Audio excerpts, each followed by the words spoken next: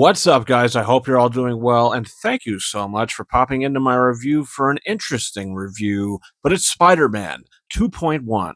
This is the extended edition of Spider Man 2, with like 7 extra minutes of footage. And at this Fathom release, they showed some behind the scenes features, which were back on the DVD.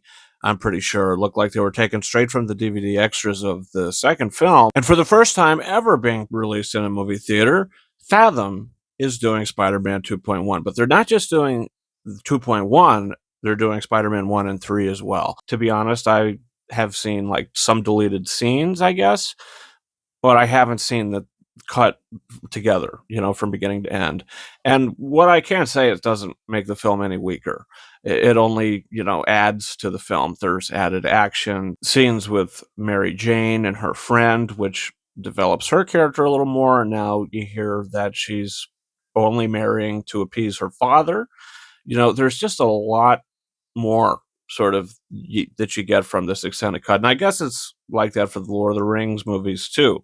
You have the extended cut, you just get a little more icing on the cake, I guess. But Spider-Man 2, I mean, looking at this film and realizing that it's the only superhero movie to win the Academy Award for Best Visual Effects. And the Oscar goes to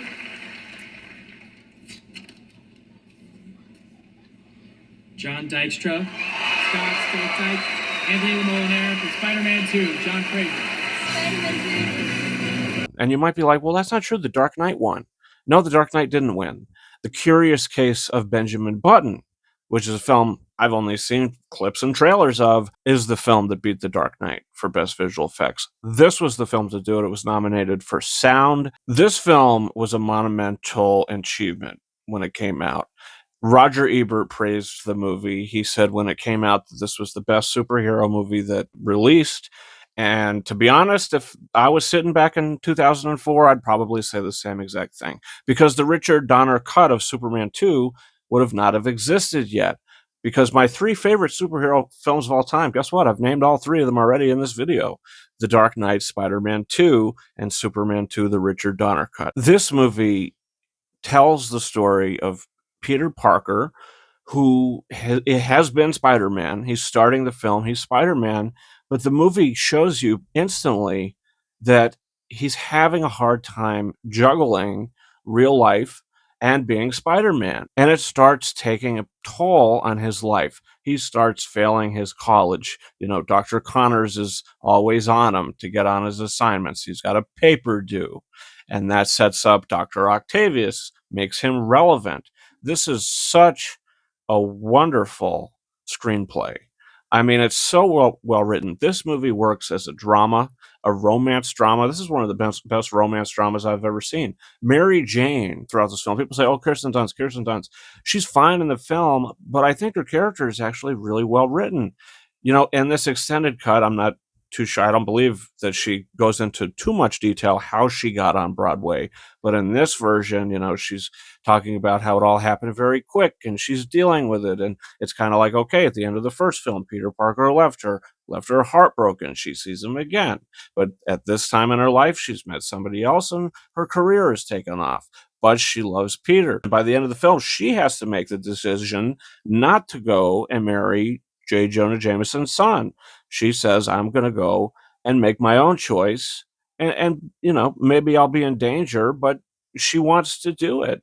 And this whole entire film, I mean, each character, Otto Octavius, Alfred Molina is giving one of the best villain performances in a film period. I'm not even going to say superhero performances. Spider-Man, if done right, just like Superman, if done right, can work really well. And I think that's for every superhero movie, actually. I mean, Captain America, the Winter Soldier, I also love that movie. Don't think that I'm, just because I'm not naming certain films, that I don't love them or I don't like them. There's a lot of movies to talk about. But my favorites of all time, superhero films, yeah, Spider-Man 2 isn't just that. It's one of my favorite movies of all time. This movie is entertaining. Who gets excited to watch a movie because of the opening credits? Danny Elfman's music. You're in it. So immersive. Incredible theme. have listened to it on vinyl, and I love the score to this film. Doc Ock's theme, it's one of the best villain themes.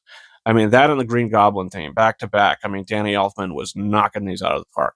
Even the Christopher Young music in Spider-Man 3 isn't bad either, but this film, I mean, the score is fantastic. Tobey Maguire plays these emotional scenes so well. And when he's in, action, and when he's being Spider-Man, he is yelping. He is physically just becoming an animal almost. I mean, he's punching in the face all the time. He's the coolest Spider-Man. I would watch this all day long. I mean, the way it's shot, Danny Elfman's score behind it, Sam Raimi's direction, the whole film. This is filmmaking. I mean, this is pure filmmaking. It really is. When I watched this for the first time as a kid on VHS tape in 2004, sure, I loved it and was entertained by it. But to get older and really understand how much of a masterclass in filmmaking this movie actually is. I mean, is there cheese in it? Sure. I mean, yeah, there's a couple of times there's cheese in this. This extended cut, I think there's all great scenes added except when he's in the doctor's office and the doctor starts going on about something. I don't know what he's talking about. That was the most irrelevant thing to add. Couple added things in the beginning, like when he's getting out of the closets, just edited a different way. Little strange, but this movie, I can watch Spider-Man 2 over and over and over and over again. I will take every opportunity to see this, seeing this on the big screen. And this screening I had is probably the biggest screen I've had to see it on. I mean, this was just a wonderful experience. And I had to celebrate the film. Why not? I mean, it's one of my favorites. So, but yeah, Spider-Man 2.1. I'm going to give it 4.5 out of 5 stars. Is it perfect? No, it's not perfect. Spider-Man 2 continues to be a reference point for the superhero film genre. It's Sam Raimi's best movie, and I love it to death. 2.1, if I never watch it again, I'll probably watch deleted scenes again. Why not? But, I think the best added moment was with Harry and Peter at the birthday party in the beginning of the film. If you saw it, or if you're checking out any of these Spider-Man films that Fathom is doing, enjoy. These movies are definitely films to be seen on the big screen. The music is so absolutely immersive. It's got one of the best fight sequences in any film on the train, led by a scene that practically brought me to tears today when he passes out from saving all the people and they carry him, place him on the ground. They're so extremely gentle with him. That scene, I mean, that's what Spider-Man is. I mean, it's love. It's with great power comes great responsibility. The people in that train are just as important as the two people fighting above. I could talk about this movie all day. But don't forget to hit that subscribe button for a bunch of reviews up on the channel now. Tron Ares is one I'm also very excited about. And I'll be reviewing Steven Spielberg's next film, Empire of the Sun. That's in this little Spielberg review series I'm doing because why not? You guys, you can follow me on Twitter and or X at Ranking72 and Instagram at KingArises131. That's been it for me. Thank you so much for watching my review for Spider-Man 2. And before I go, I've got to show this. And of course, I wanted to showcase to you guys these two original theatrical posters that I have and a sealed DVD, stickers and all, basically mint condition of Spider-Man 2 from 2004's original DVD release. And until next time, over and out.